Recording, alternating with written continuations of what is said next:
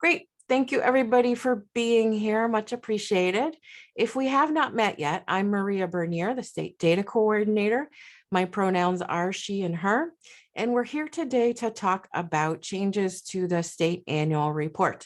And we're actually going to talk about this year's report and next year's report because there are a couple new questions coming up that I'm hoping you guys can start counting as of July 1st.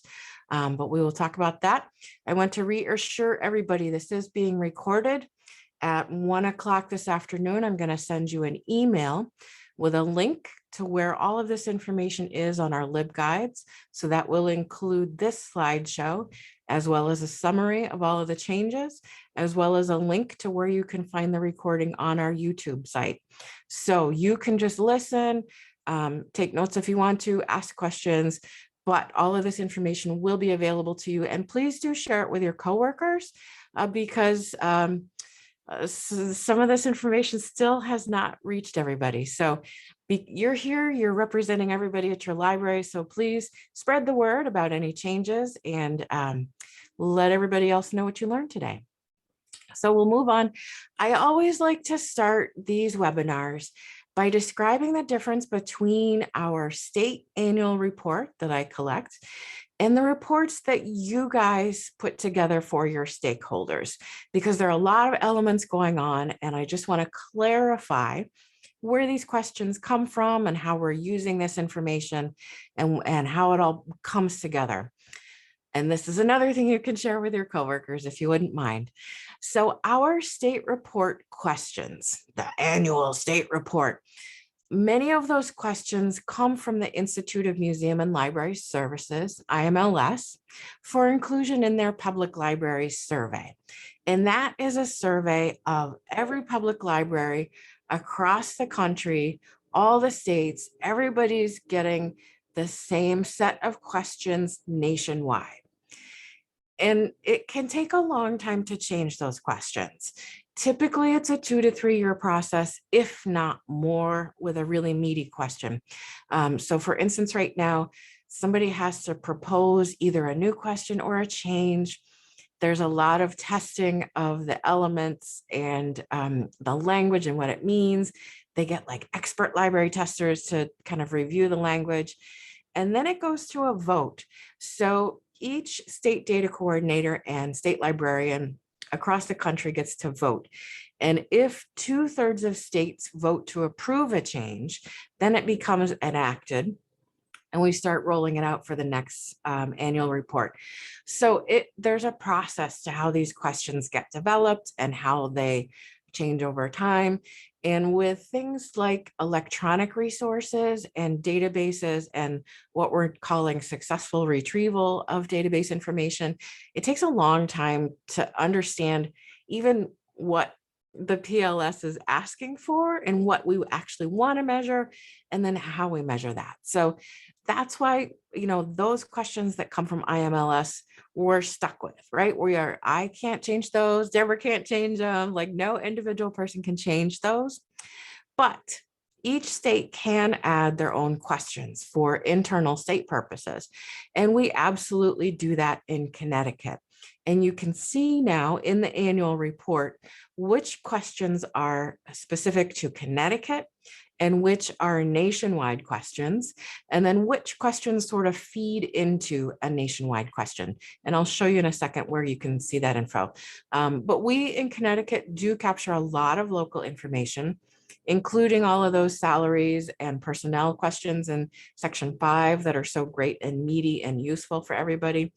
We also ask questions about self-directed activities.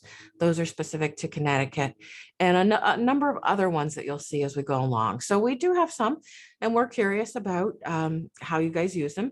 And as we're adding questions, we can also remove questions. And I did that this year. You may remember I sent out a survey in the springtime and just asked for feedback on a handful of questions and how useful you find them in the annual report, and whether or not they're actually serving a purpose. So we eliminated some questions based on the responses to that survey. So we'll go through those. So all of that is to talk about the state report. And that is totally different from all of the data that you're keeping and all of the reports that you're compiling for your own stakeholders. So you can keep any data you want. You can keep it as granular or as broad as you want for your own reports to your board, your staff, your finance people, whoever you're reporting to. You know, in reference, you can get really detailed in your reference stats if you want to do that, because in the annual report, I only right now ask one question about all of the reference transactions. Maybe you're more curious about how many are happening in children's versus adults, or how many are readers advisory versus local history. So that kind of information is totally within your purview. You can keep all the data you want.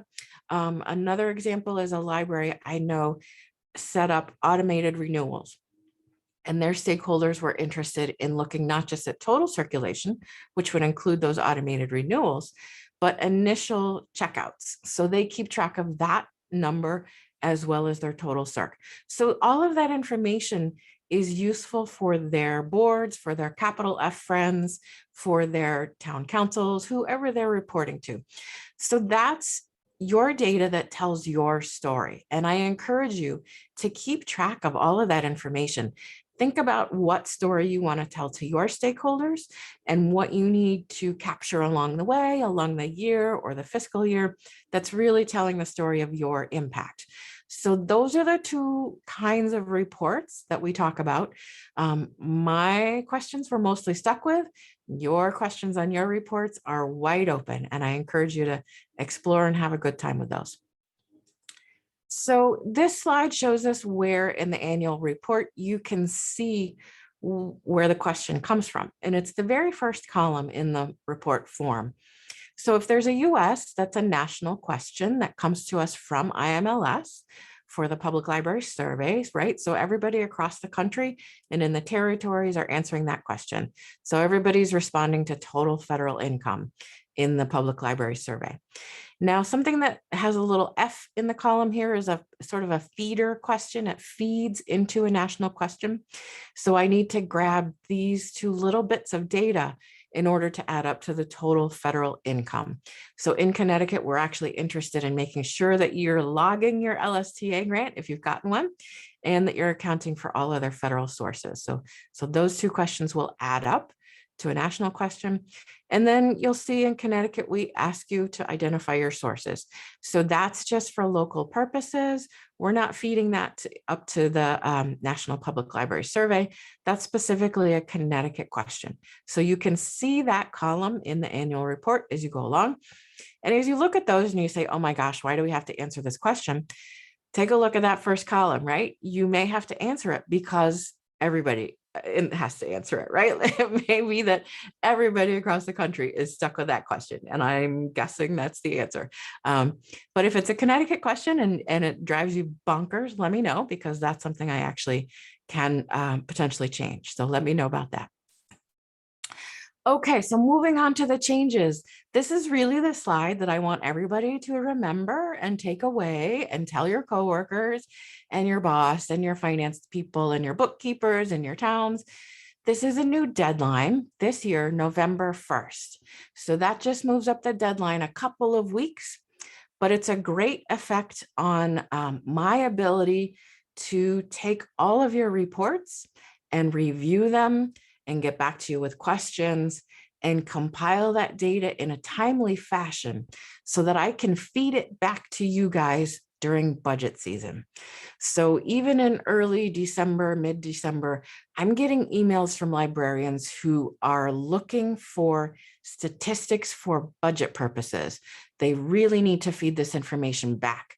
So you will want to plan ahead and get this in early if you can. And just what the process is, it's not just me kind of checking the data and putting it into the statistical profile, which is that one great big spreadsheet with all the data. There's a lot of cleanup and consistency checking to go into that. But then it's also transferring all of those numbers into the multiple chart and report creators that you guys have enjoyed, where you can compare your library over time or compare your library with others in your peer group. So all of that takes time to prepare and get back to you. So that extra 2 weeks is going to help me out a lot. And it still gives you guys 3.5 months, 3.5 months to compile your reports. So think about that ahead of time. Again, if that's tricky for your finance people, I know in some municipalities, particularly with COVID, a lot of bills were coming in late. So just let them know this is our deadline and share that with your coworkers, please. So let's move on to the new Connecticut questions. There's only two new questions in our state. And these actually, in some cases, replace questions that are going out. So the first question is, does your library have an equity, diversity, and inclusion plan? This is a simple yes, no question. And that conglomeration can be a social justice, equity, diversity, and inclusion plan, or an accessibility, equity, and inclusion plan, whatever combination of that terminology you are using in your library would apply. So what we're really trying to capture here is a lot of those new themes, new directions where libraries are going in terms of being a little bit more inclusive. So a simple yes, no question, hopefully that's a low impact in terms of workload. The second new question is whether your library is compliant with the Children's Internet Protection Act, SIPA or SIPA, however you pronounce that. And again, that's a yes, no question. And I will have these 3 criteria embedded into the report so you can see what that means. So when you hover over the question in the Excel file, you'll get a little pop-up box that says, in order to satisfy SIPA requirements, you must have these 3 things, which is an internet safety policy, some kind of filtering software. And if you are a CEN client, you can get that for free from CEN. And the third is that you must have had a hearing or a meeting about your policy and your filter. So it's 3 simple steps, and a lot of libraries are going in this direction, particularly recently when we had a lot of federal funding in the state. And as more libraries are applying for E-rate funding, they're going towards SIPA compliance. And so this question replaces 2 old questions that we got rid of about how many computers you filter in the children's room and how many are filtered in the teen and adult area. So it's a little bit of a switch up and a little bit of a change in terminology, but roughly getting at the same thing. And if you have questions about what SIPA really is, there's a link here on the slides that you'll be able to find. It's also on the LibGuide. And I think it's also in the Excel report form itself. So there's guidance for you. All right, those were the 2 new Connecticut, and let's talk about the new IMLS questions. This year, we are actually breaking out all of those children's programs into the separate age groups. Now, you remember we kind of softly worked our way into this last year. If you were using the program and activity tracking spreadsheet, you've already broken out your data into these ages. But in the annual report form, last year, we reported all kids ages 0 to 11.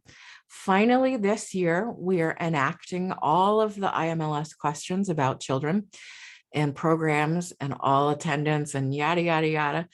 You may remember IMLS really separated out programs and activities to a significant degree in the past couple of years.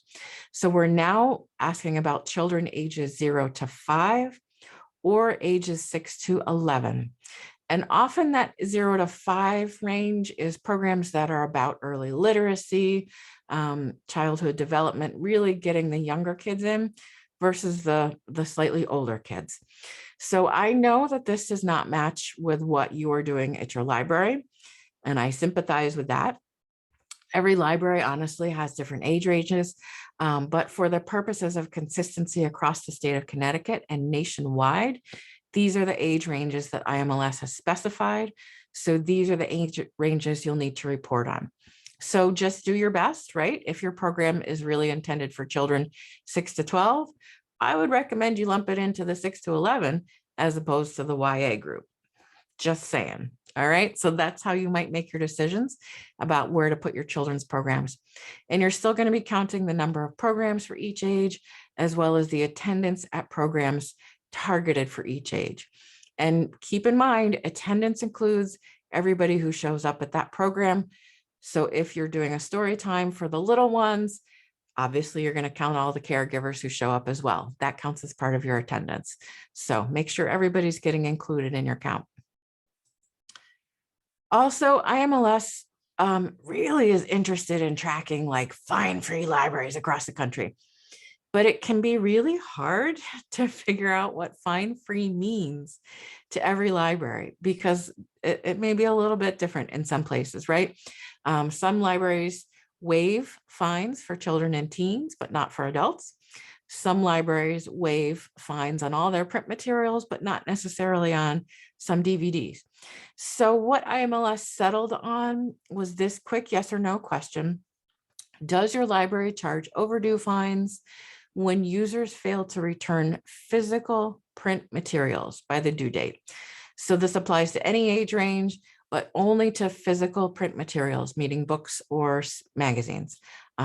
So hopefully that should be a pretty quick yes or no. And that helps us in Connecticut supplement the questions we already ask about your typical fines for DVDs and books. So that just gives us a little bit more info. Okay, now we're heading into the questions that I would love you to start counting July 1st to report in your annual report next year. And I'm giving you a heads up now so that you can start counting at the right time. And because it will take you a little time to share this information with your coworkers, make sure everybody's working with the same info and that you're all on board. So there are two things we're going to start counting now on July 1st. And the first one is this change from IMLS about the views of pre-recorded programs. So you remember you're sometimes posting up recorded programs, maybe it's a story time, maybe it's something else you did. And we had been counting the number of times it was watched over a period of 7 days. And that was actually too short. Lots of people protested that. And so IMLS changed it. We all voted. There was a big vote. Yes, we said, let's count the number of times those recordings are viewed over 30 days instead. So this gives you more time for people to kind of catch on to that recording. Maybe it goes a little viral and it takes a little while. So by week 2 or 3, people are really watching it and your numbers are boosting at that point. That's great. Now you get to count all of those times that the recording was watched for an entire month. So that's something you're going to need to change in your procedures. Just let your programming people know and everybody know who's counting these numbers. And there is still help for how to find those numbers in the various platforms. There's a link here and it's linked in numerous places on the LibGuide as well. And actually in the program and activity counting spreadsheet and other places. So if you're looking for, where do I find the number of times my Facebook video was watched in 30 days, there's some guidance there on the Google Sheet for where you can locate that. So there is help for you. Now, our second change is a new Connecticut question. And with this one, we're really trying to drill down to all the great one-on-one technology teaching that libraries are doing these days. So count these again, starting July 1st, and you'll count any interaction between a library staff member and a patron. So it doesn't have to be your reference staff, doesn't have to be the technology librarian. It could be any library staff member and a patron, whether it's scheduled or unscheduled, could be completely impromptu. This also could include your book a librarian consultations. So however that's scheduled, where your staff member is spending a considerable amount of time tutoring or teaching the patron about information technology and digital literacy skills. So here we're really trying to get into those concepts of digital navigation, digital literacy, right? That hands-on, one-on-one instruction. Maybe you're showing somebody how to use their brand new e-reader that they got for a holiday or for their birthday. Maybe their kids just got them a smartphone and they're trying to figure out various apps and things like that. That would count as a one-on-one tech consultation. Go ahead and count that. You might also count helping someone create an email account or a social media account. That's a one-on-one tech consultation. You might also be showing somebody how to make a video call, right? Whether it's with their kids, grandkids, maybe it's a health appointment online, that would count. you're helping people navigate their websites or online applications or making appointments at the DMV, all of that instruction. Maybe they're using specific software to work on a resume. That counts as a one-on-one tech consultation, and you're going to keep track of those. Those also count as reference transactions, right? Those are a subset of reference transactions. So if you kind of break out your reference in a more detailed way, like maybe you're tracking reader's advisory, maybe you're tracking genealogy and local history, maybe you're tracking business support, you'll also add a category for one-on-one tech consultations and keep track of those. So this new question is a subset of reference transactions. So if you're counting it as in this one-on-one tech consultations, you'll also count it as a reference transaction. All right, heading over to the questions in the chat. What about digitization conversion? If by that you mean you're helping somebody take a hard copy of something and scan it, that's a one-on-one tech consultation. If you're talking about maybe taking a VHS cassette and making that digital, that sounds like a one-on-one tech consultation. So you could probably come up with a million other examples that are specific to your library that would count. So refer back to that initial definition where you're spending that considerable amount of time teaching them about information technology. That counts. So Becky, your question in the chat, how long is extended? There is no measure of extended.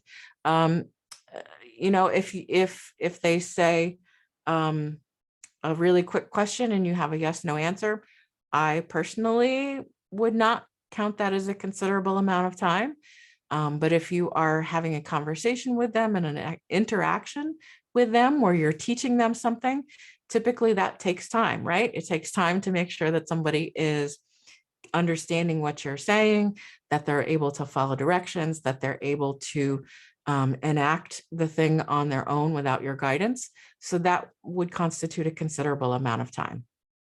Okay, any other questions about this while we're here? Okay, I'm gonna head on while you're thinking about your questions. Okay. So I did delete some questions, as I mentioned. These are Connecticut specific questions. It's just a couple about curbside service, you know, that aren't really relevant anymore. If you're continuing curbside service, you are. And we still have the questions about the number of patrons and the number of transactions. If you're tracking those, you can enter those, but we don't need to know when you offer it and who it's for. That's no longer really relevant. And as I mentioned, we got rid of those two questions about filtering of computers.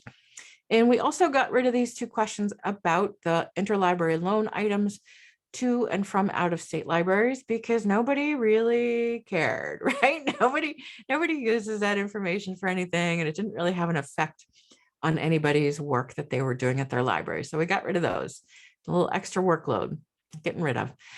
So let's talk about COVID. They are still here for the third year. Hopefully this will be the last year for most of them in terms of IMLS. I would like to see us hang on to a few in Connecticut just for some certain purposes. So they'll be here. Most of them are yes or no questions. There are those two that still require you to count, including the number of weeks your library was physically closed this fiscal year due to COVID. I suspect this will not be a significant factor in Connecticut for this fiscal year.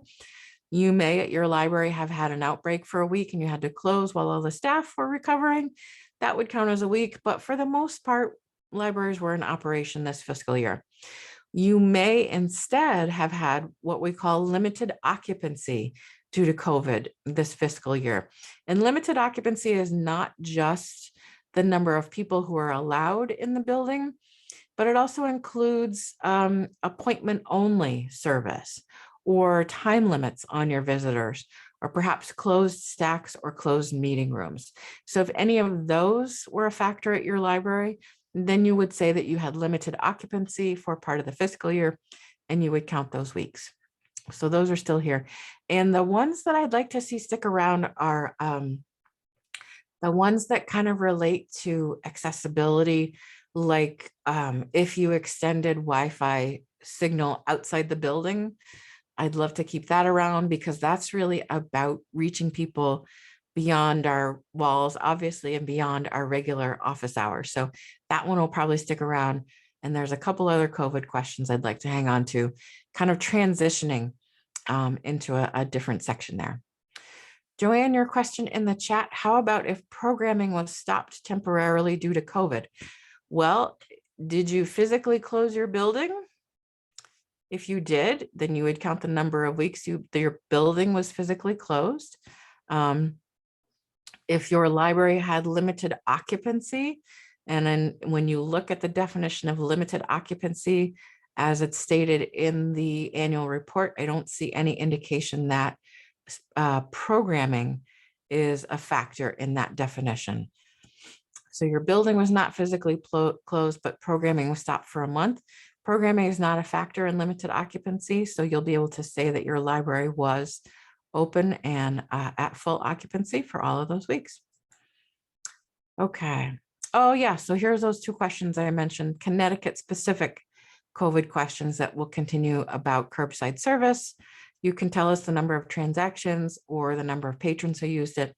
That's been kind of interesting over time. It might be useful for you to kind of show to your funders over time that people are still using the service and still interested in the service and still expecting the service, as we're seeing, I think, at many different libraries. So those will still be here. So also, I just want to let you know, I rearranged and renumbered some questions just because, you know, we got rid of a few, and in section 6, where all of the COVID questions were, I'm going to try and refocus that section onto social justice, equity, diversity, inclusion, accessibility, all of those great themes that we're heading toward in our libraries. So I'm going to try and push a lot of those questions together, and that's where the new EDI plan question will be. And the questions that I added last year about whether your library loans computers and hotspots for people to take home, those are in section 6 now. And all of our questions about fines, all 3 questions will be in section 6. Oh, and there's the note for myself about the COVID-19 questions that I'd like to hang on to. Online card registrations, that's really interesting. Again, increasing access to your library collections, particularly your digital collections and electronic books and audiobooks. That's a great thing. And then curbside service, that'll stick around just in terms of whether you're offering it and how that's working. And then the outdoor Wi-Fi access. So helping us measure, again, the services that are happening beyond our walls. That's what we're headed for. So Jan, I see your question in the chat. You have lockers at one of your branches. Should this be added to your curbside number? Those count as curbside transactions as far as I'm concerned. Let's go back up there. If your library offers outdoor service, enter the number of either patrons or the number of transactions or both for people who use that service. Yep, go ahead and add those up. All right, going back down. Clarifications and reminders from last year. So at this point, I want to say, if you have come to this webinar in the past, last year, you're going to hear what I already told you last year. So if you don't want to hear it again, you are welcome to drop out of the webinar. Thank you very much for coming, but I am going to start repeating myself at this point. So programs, remember how the program questions and the age ranges come from IMLS. I cannot change them, but there is this super handy dandy Excel spreadsheet that will help you keep track of them. And I just updated it yesterday to include that new information about counting the number of views for 30 days. So remember, it used to be 7 days, but starting July 1st, we're going to be counting the number of times a recording was watched for 30 days. So that spreadsheet has been updated with that information. There's a new version on the LibGuide if you'd like to download it and share it around. It really is handy. And if you're not using it, you really should be using it or using something very like it in order to make your life easier when these program questions come around. And there's a ton of information also on the LibGuide about how to use that spreadsheet. I did multiple webinars about how to use it, so you can watch the slides or even watch those videos if you're interested. But programs are here and they're here to stay for sure. You'll remember we now have multiple program formats that you can pick from, whether it's in-person, on-site, or off-site. We also have those live virtual programs, right? So you may be live streaming something on Facebook or YouTube. You might also have a pre-recorded program that you have posted up perhaps on your YouTube channel for people to watch, maybe a story time or something like that. Remember, you're counting each program only once. So if you're offering a hybrid program, right, maybe you have a musical performance in your auditorium and you are also live streaming it, that's only one program.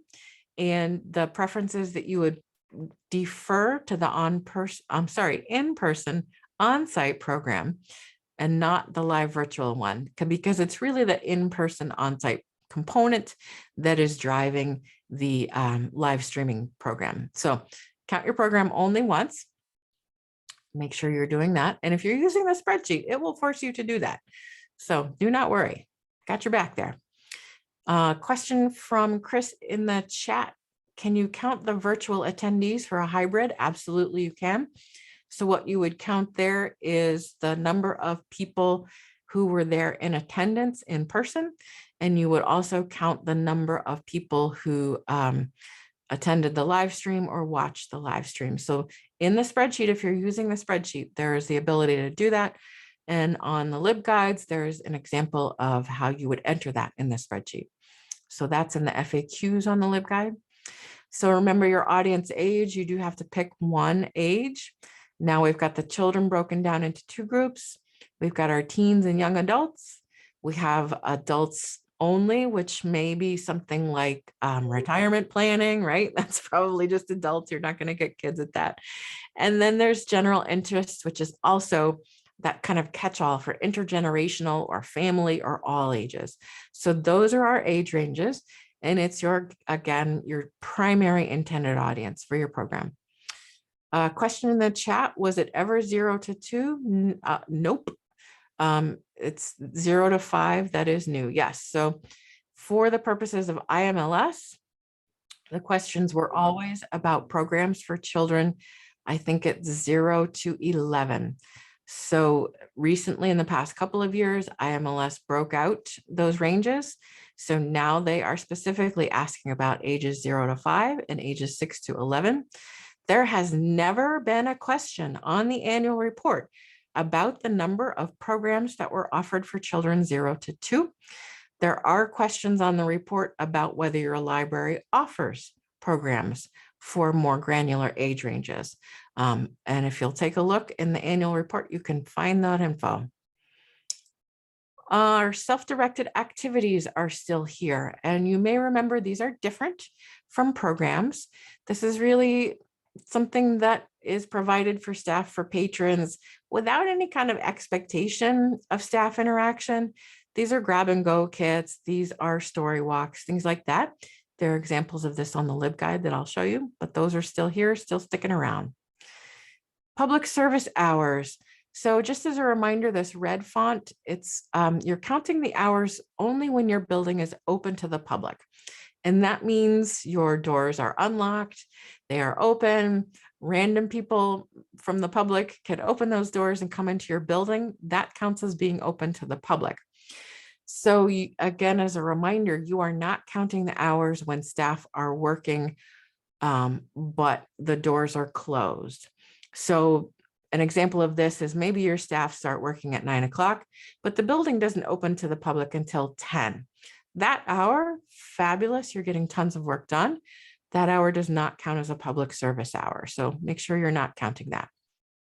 And if it's a minor variation, like you had to close for a couple hours for a staff meeting, you don't need to count all of that stuff, right? Like don't go bonkers counting up the number of hours every single day, because you're going to go crazy with that. Just kind of get your regular schedule and count that for the year. Again, as a reminder for the number of weeks that the library is open, it's the number of weeks you were open to the public, right? So the number of weeks that the door was unlocked, people were coming in, you were welcoming patrons into your space. And you will count all the weeks that your library was open for half or more of the scheduled service hours. So those are the same as we've had them for, I think, for the past couple of years now.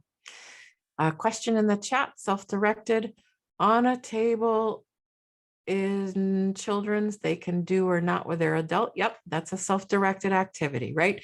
So this is often a drop-in craft time at the children's room where the librarian puts out stuff, right? And the kids can come with a grown-up and do the craft and take it home. That is a self-directed activity, classic example.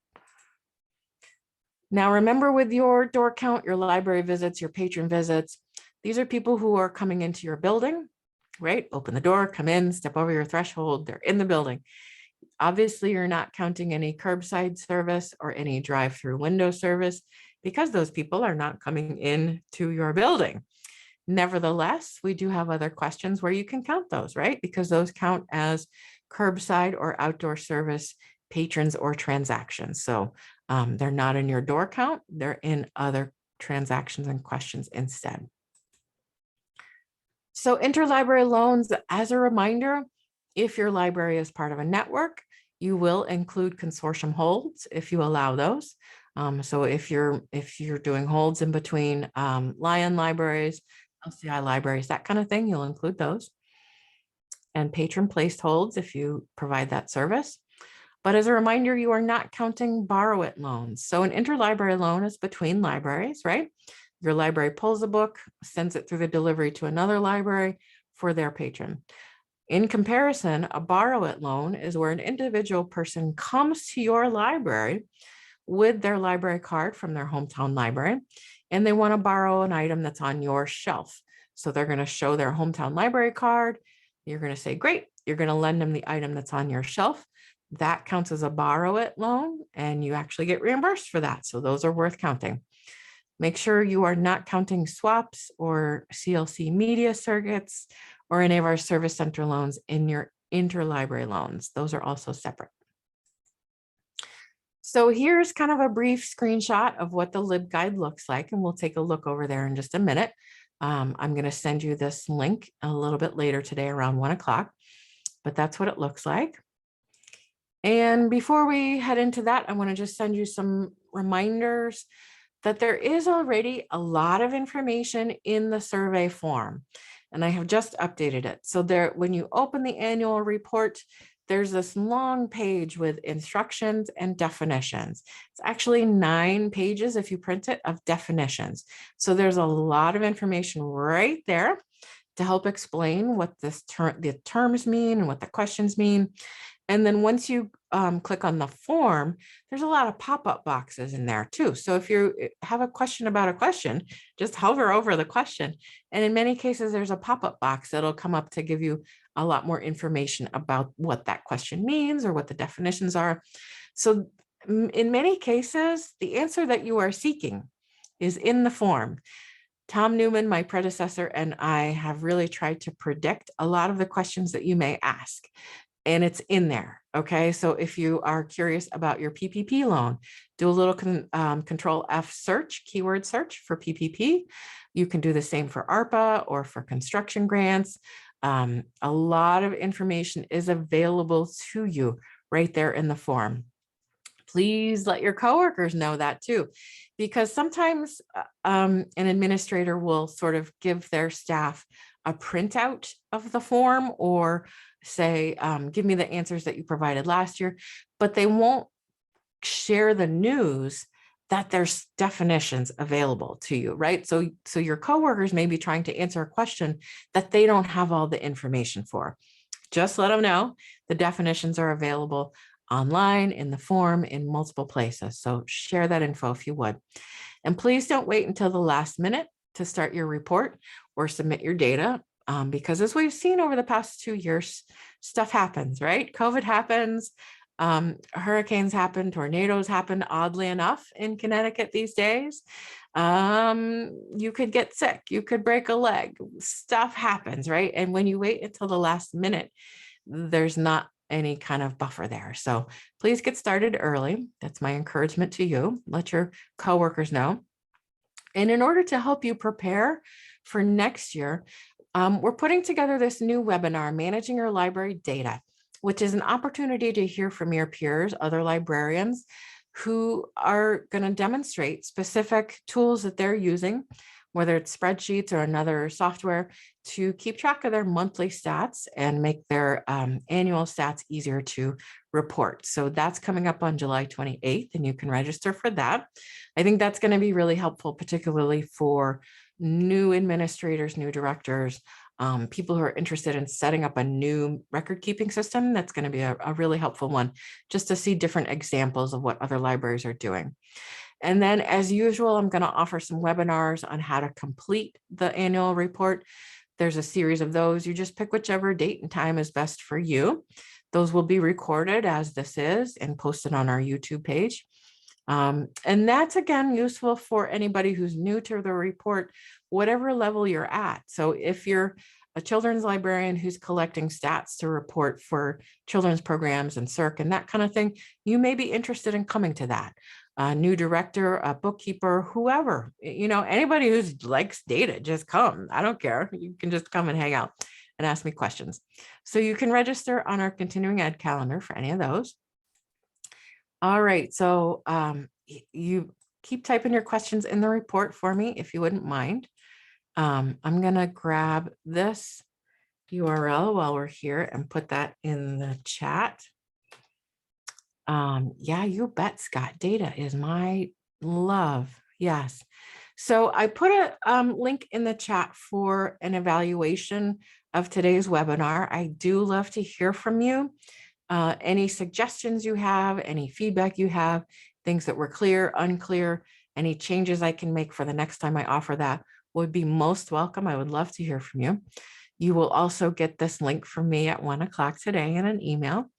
But now I want to show you our LibGuides. So at the Division of Library Development, we talk about our LibGuide, and this is basically our website, our homepage right here.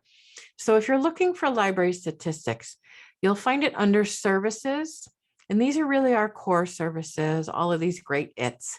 You'll find library statistics right here, or on our homepage, this link cloud kind of right here. We've got library statistics right there. And then regardless of what page you're on, you can always use the search box right here. This search box shows up on every single page, and you can find statistics for Connecticut Public Library. So let's look there. So this is what you'll land on when you pick statistics.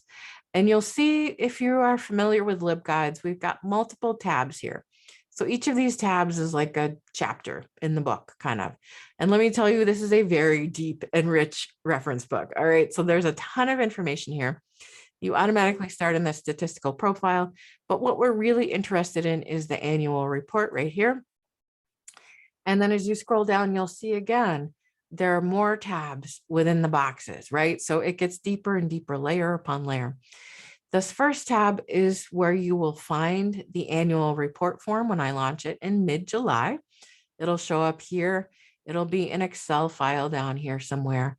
Oh, look, there's the reminder about the new deadline right there in red. So everybody will be able to see that. But what I really want to show you is the changes right here, this tab. This is everything that we have talked about today. Here's all our Zoom info sessions. Here's the link to where you can find our recording. Here are those slides that I just showed you, right? They're right here. If you'd like to take a look at those, go ahead and print them off, right? And share them with your coworkers or show them this page, something, right? Please tell everybody that these changes are happening.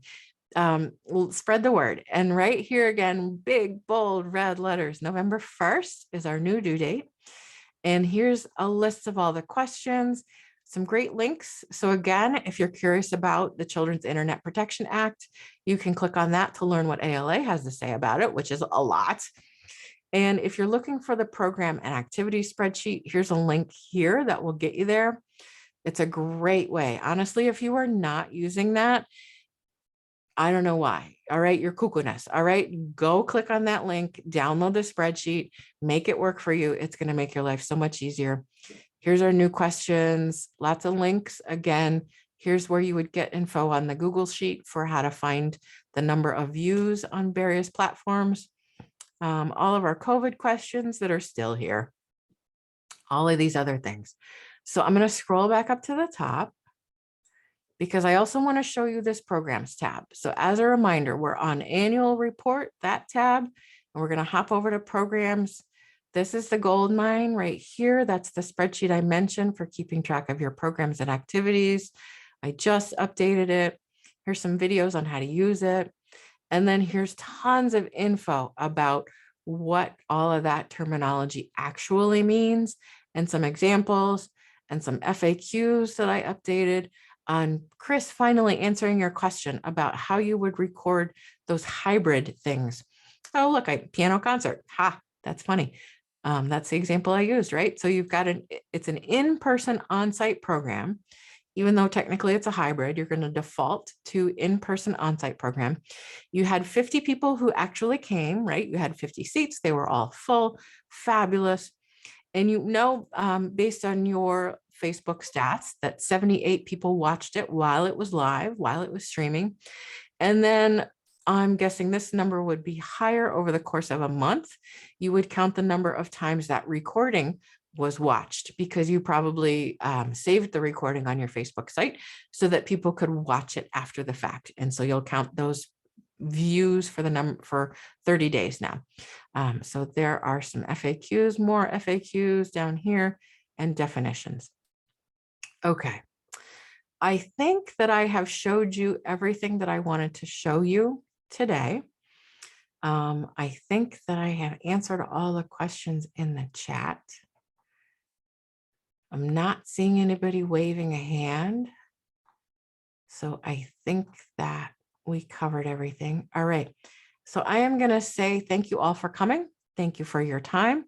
I would love to get your feedback on this evaluation form when you get a chance to answer. And be sure that you drop me an email or call me if you have any questions as they come up. Okay. Thank you so much for being here today, and we will catch you another time. Bye, everybody.